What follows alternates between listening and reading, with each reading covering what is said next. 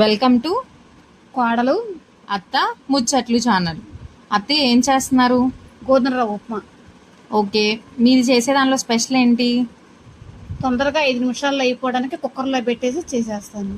అత్తే నార్మల్గా మనం వాటర్ పోస్తాం కదా, వాటర్ పోసిన తర్వాత ఉప్మా రవ్వ పోస్తే 2 నిమిషాలు ఉడికిద్ది కదా, అప్పుడు మళ్ళీ కుక్కర్లో పెట్టడం ఎందుకు?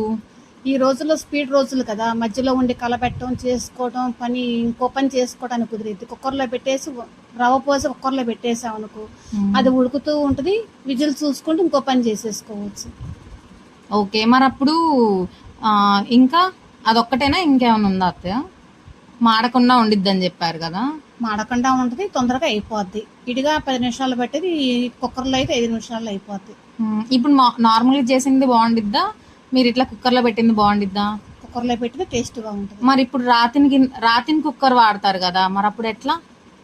గిన్నెల్లో చేసుకుంటున్నాం కదా, అది ఆమెను కుక్కర్లో పెట్టేసేస్తాం. అంటే మీరు స్టీల్ గిన్నె వాడుతున్నారు, రాతిని వాడకుండా.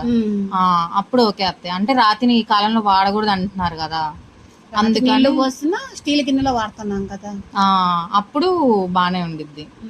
ఓకే, ఇప్పుడు ఉప్మా అయిపోయింది కదా, కుక్కర్లో పెట్టారు. ఓకే,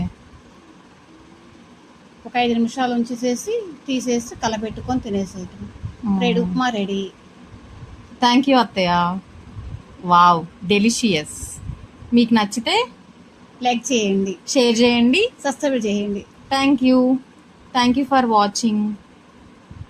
ఇంకా ఇలాంటి వీడియోస్ కావాలంటే మా ఛానల్ చూస్తూ ఉండండి.